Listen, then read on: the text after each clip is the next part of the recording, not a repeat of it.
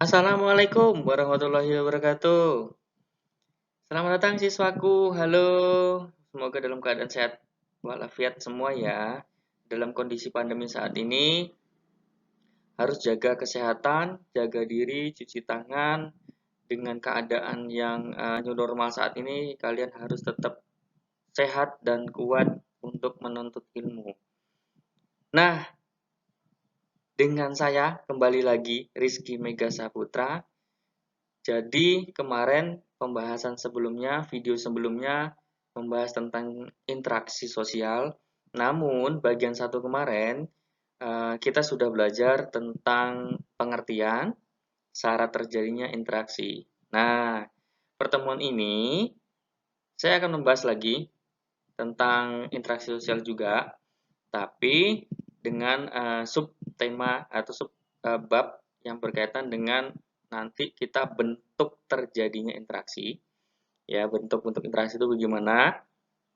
Kemudian nanti juga akan mempelajari dengan faktor yang mempengaruhi terjadinya interaksi sosial. Ya, oke, siswa-siswaku, kita langsung saja membahas, belajar, berbagi, sharing ilmu tentang interaksi sosial. Nah, menurut Gilin dan Gilin ini yang satu John Philip Gilin dan satu Josh Philip Gilin ya. Jadi menyebutkan ada dua bentuk proses sosial yang timbul akibat berlangsungnya interaksi sosial. Nah, ada dua ya. Jadi ada proses asosiatif dan ada proses disosiatif. Nah, kalau kita melihat dari kalimatnya saja sudah tahu ini ya. Ada disosiatif dan asosiatif. Nah, jadi kalau proses asosiatif itu yang biasanya akan menyatukan sesuatu atau mendekatkan tujuan tertentu. Sedangkan kalau disosiatif, nah kita dari kalimat disosiatifnya, dis itu kan memisahkan atau tidak ya. Nah, sering disebut sebagai proses oposisional ya. Jadi yang untuk melawan seseorang atau kelompok agar agar mendapatkan tujuan tertentu. Itu yang disebut oleh disosiatif. Nah, ini harus diingat, dipahami ya, jangan hanya dihafal. Selanjutnya kita akan bahas satu persatu tentang bentuk dari interaksi sosial. Nah, tadi proses asosiatif ya. Satu itu ada kerjasama. Nah, kerjasama ini kan biasanya kerjasama itu yang kita saling tolong menolong, itu kerjasama apa cooperation yang terdiri atas kerukunan, tawar menawar atau bargaining, competition, koalisi, dan patungan. Nah, itu joint venture ya. Jadi kalau sering kalimat koalisi itu apa sih? Koalisi itu apa? Nah, itu kalau bisa dalam bidang politik biasanya kita ayo berkoalisi. Nah, itu kita bekerja sama dalam bidang tertentu ya, koalisi. Oke, kita lihat. Kemudian yang kedua adanya akomodasi. Akomodasi ya, diakomodasi yang di lingkup. Nah, akomodasi itu sebenarnya ada dua pengertian sebenarnya sih. Tapi yang kita kulik adalah pengertian yang singkat, yaitu artinya proses mencapai persetujuan sementara atau penyelesaian masalah di antara pihak-pihak yang berkonflik. Ya, itu ya. Jadi persetujuan sementara.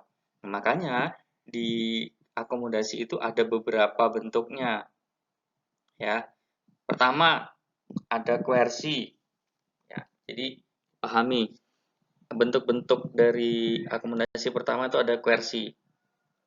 Koersi itu kalau secara pengertian sederhana adalah secara paksa. Memaksa secara psikologis seseorang itu untuk mematuhi, untuk mendapatkan suatu tujuan. Ya, tapi dengan tujuan baik. Kemudian kompromi. Ya, compromise. Kompromi itu ya dengan adanya persetujuan antara dua belah pihak dengan adanya perjanjian, gitu ya.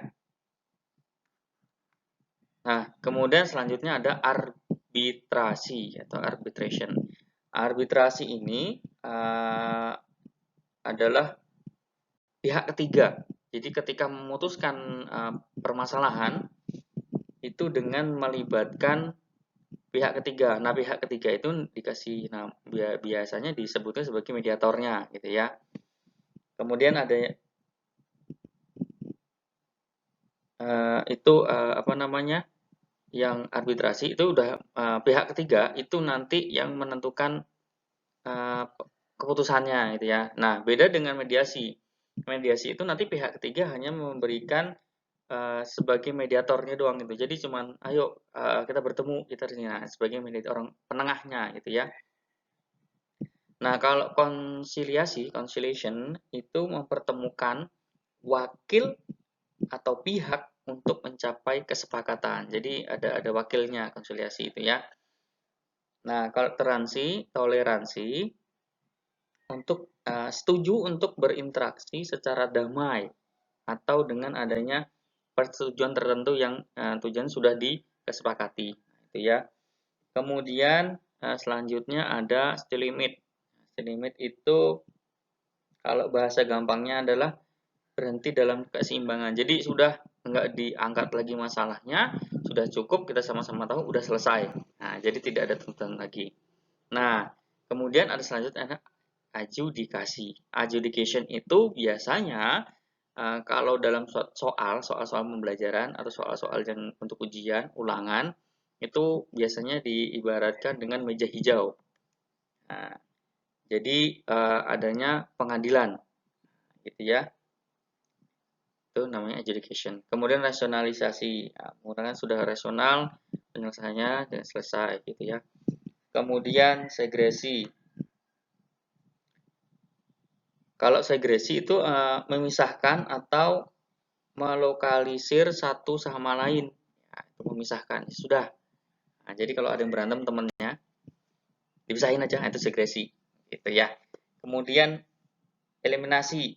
Eliminasi itu kalau eliminasi bahasa gampangnya adalah mengundurkan diri gitu ya, elimination gitu ya. Jadi pengunduran diri salah satu pihak karena ngalah gitu. Ya udahlah, itu ngalah aja gitu ya, elimination ya. Kemudian ada subjudiction atau domination. Nah, itu jadi keputusan itu sudah didominasi sama orang-orang tertentu sehingga sudah selesai. Kemudian keputusan mayoritas itu keputusan yang sudah ditentukan atau sudah secara apa namanya? Keputusan bersama yang diibaratkan orang yang mendapatkan suara terbanyak gitu ya, mayoritasnya. Nah, kemudian ini ada namanya minority consent. Consent itu berarti golongan minoritas tidak merasa dikalahkan tetapi dapat melakukan kegiatan bersama. Gitu ya. Kemudian ada namanya konversi. Nah, konversi ini adalah salah satu pihak bersedia mengalah menerima pendirian dari pihak lain, itu konversi. Nah, kalau gencatan senjata itu dengan peperangan gitu ya, tapi dengan ada persetujuan sebelumnya. Nah, itu ya. Jadi akomodasi itu sangat banyak sekali. Jadi yang biasa kita agak kurang paham dengan bahasa Inggris, biasanya beberapa kalimat-kalimat tertentu kita bisa melogikakan gitu ya. Kemudian asimilasi. Nah, asimilasi di pengertiannya bahwa asimilasi itu peleburan atau penggabungan beberapa kebudayaan menjadi satu sehingga tidak terjadinya konflik yang bersumber pada perbedaan kebudayaan gitu ya. Itu asimilasi. Nanti kan kita bahas selanjutnya gitu ya, asimilasi. Jadi ada namanya apa ya? Pertemuan dua budaya. Nah, budayanya itu menentukan jadi baru gitu ya. Jadi ada kebudayaan baru. Nah, kalau akulturasi jadi perpaduan beberapa budaya atau dua budaya tanpa menghilangkan identitas aslinya. Itu akulturasi gitu ya. Nah, Asimilasi dan akulturasi kita bahas satu persatu ya. Oke.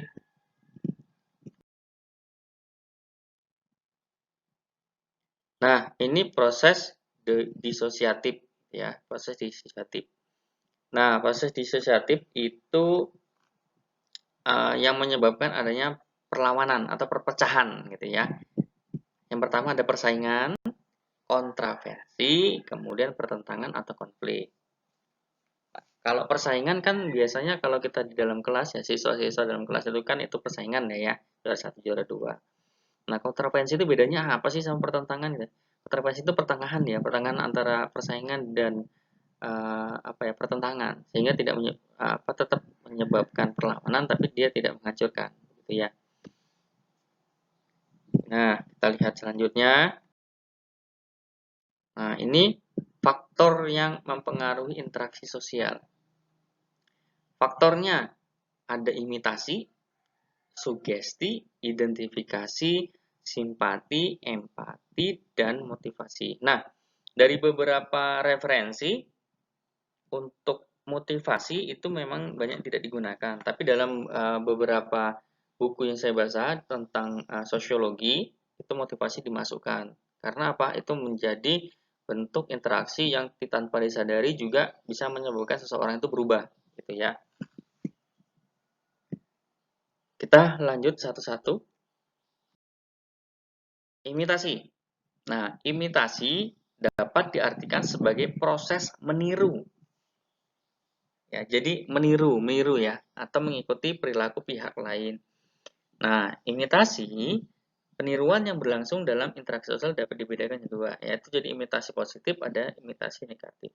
Gimana sih positif? Biasanya itu kalau yang negatif kan geng-geng motor, biasanya geng motor yang anak pang gitu ya, yang balap-balapan, kemudian merusak, itu imitasi yang negatif biasanya. Nah, kalau positif itu mungkin melihat aktornya atau artisnya bisa menyanyi, aku pengen seperti itu, jadi dia ikut mengikuti seperti itu ya, imitasinya, peniruan suaranya gitu ya, cara berpakaian gitu, itu imitasi positif ya. Jadi harus dibedakan. Kita juga sering nih itu beli barang, misalnya kalau laki-laki ya suka mengikuti modif-modif motor gitu ya, modif-modif, ini imitasian ya, palsu gitu kan, ngikutin itu ya itu. Oke, jadi itulah ya ibaratnya. Nah, selanjutnya sugesti. Sugesti itu memberikan pengaruh atau pandangan sama seseorang. Nah, kalau orang yang kita pernah dengar tuh, sugesti nih, sugesti gitu ya.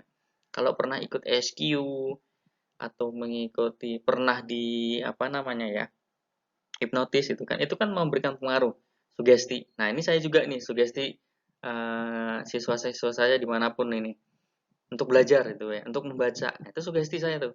Nah, itu ya. Nah, sugesti itu ada dua dibedakan gitu ya. Tapi ini jarang digunakan ya. Atau sugesti itu ketika seseorang itu melihat saya gitu ya, kayak sosok guru, wah, aku langsung bapak ini, wah gitu ya, ibu ini begitu ya, langsung mengikuti, wah, aku harus seperti bapak ini gitu ya. Heterosugesti itu nanti kita banyak mengikuti beberapa pengaruh dari orang lain gitu, atau teman-temannya gitu ya. Berdasarkan sifatnya dan pihak yang memberikan, sugesti itu ada beberapa bentuknya itu ya. Sugesti kerumunan, sugesti negatif, sugesti prestis. Nah, ini kerumunan biasanya ngikut, itu ada rame-rame apa ya? Ya udah deh ke sana gitu ya.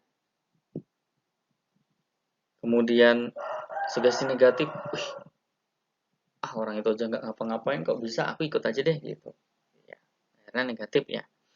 Kemudian sugesti prestis. Prestis itu sama dengan mengikuti tren gitu ya. Mengikuti tren, aku bisa kayak gini nih. Saya nggak harus gitu sih, ngikut juga lah, nggak apa-apa untuk sombong gitu ya. Itu prestis.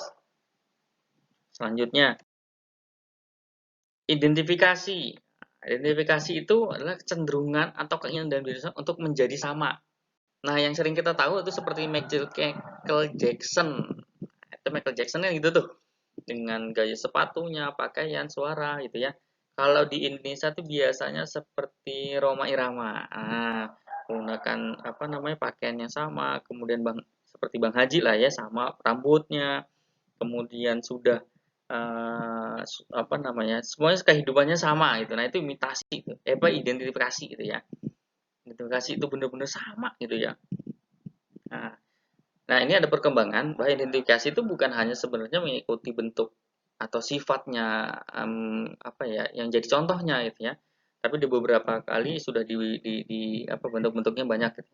Pertama identifikasi kelas, identifikasi defensi, perkembangan, kemudian etnik gitu ya. Itu perkembangan dari identifikasi. Nah, ini agak mendalam karena ini nanti akan dipelajari di mungkin di perkuliahan atau perguruan tinggi yang bidangnya sosiologi.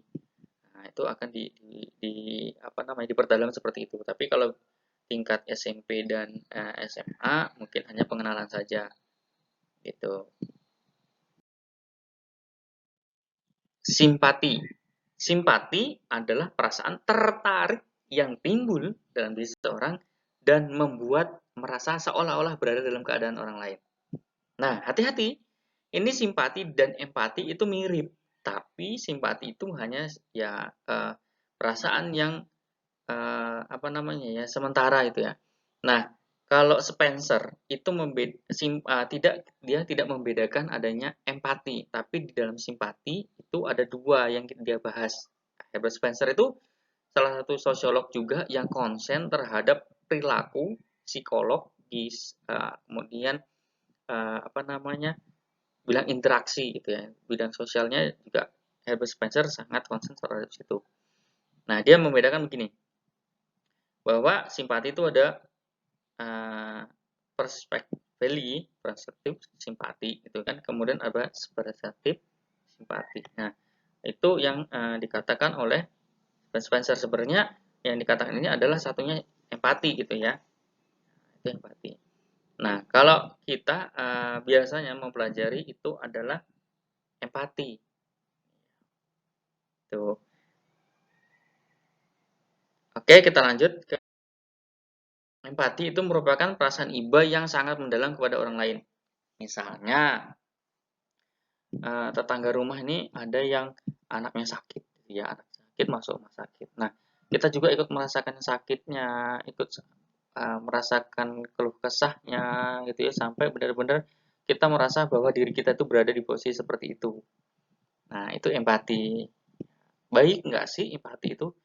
Ya, kalau secara manusiawi mungkin bagus ya, tapi kalau secara kehidupan mungkin kita agak kesulitan. Karena apa ya? Kalau kita merasa diri kita berada di posisi tubuh mereka, maka kita juga tidak punya daya hidup. Nah, itu ya empati. Itu empati. Nah, selanjutnya ada motivasi. Nah, motivasi ini di beberapa buku yang saya katakan tadi atau beberapa sumber itu motivasi tidak dimasukkan. Tapi setelah di perkembangan penelitian bahwa sebenarnya motivasi juga masuk dalam interaksi sosial. Mengapa begitu? Nah, ini karena motivasi merupakan dorongan motif, rangsangan, ataupun pengaruh yang diberikan oleh suatu pihak kepada pihak lainnya. Sehingga orang tersebut merasa punya tanggung jawab. Menurut Sobur, dorongan atau motif dapat dibedakan menjadi motif eugenetik, sosiogenetik, atau teogenetik. Nah, itu genetik itu yang terhadap manusia, kemudian sosiogenetik itu masyarakatnya, kemudian teogenetik itu yang berhadap pada yang tidak apa yang secara naluri begitu ya. Nah, ini dalam Ahmadiyah, Sartain mengatakan bahwa motivasi by force itu ada kekerasan, ya kan? Kemudian ada bujukan, kemudian ada identifikasi. Nah, itu motivasi untuk adanya interaksi sosial. Nah, jadi tadi sudah membahas tentang bentuknya, kemudian beberapa yang menyebabkan adanya interaksi sosial. Jadi perlu dipahami bahwa interaksi sosial bukan hanya interaksi cuma ngomong-ngomong doang, enggak itu, tapi ada syarat-syarat terbentuknya interaksi sosial, gitu ya. Nah, untuk lebih paham lagi, para siswaku semua berada, uji pengetahuan. Ya, uji kompetensi kalian ada 2 soal. Ya, pertama, apakah yang dimaksud dengan kompromi? Yang tadi saya sudah jelaskan. Ya, tadi saya cuma katakan doang ya. Saya katakan, saya tuliskan. Silakan nanti dijawab. Kemudian yang kedua, bedakan antara imitasi positif dan imitasi negatif. Nah, itu tadi saya sudah sampaikan. Apa sih bedanya gitu ya? Nah, gimana sih cara jawabnya? Nah, para siswaku silahkan jawab nanti di kolom komentar dengan menyebutkan nama lengkapnya. Ya, jangan lupa kalian untuk tetap belajar, memahami, dan mengulang-ulang. Ya, nanti materinya ini, PowerPoint-nya akan saya taruh di deskripsi ya, agar kalian tetap bisa belajar. Nah, jadi ini sudah terakhir. Jadi untuk kalian semua tetap jaga kesehatan dalam kondisi pandemi seperti ini, tetap belajar, tetap mencari ilmu, kemudian terapkan protokol kesehatan, cuci tangan, makanan yang bergizi. Cukup sekian, mudah-mudahan bermanfaat. Saya akhiri. Assalamualaikum warahmatullahi wabarakatuh. Bye.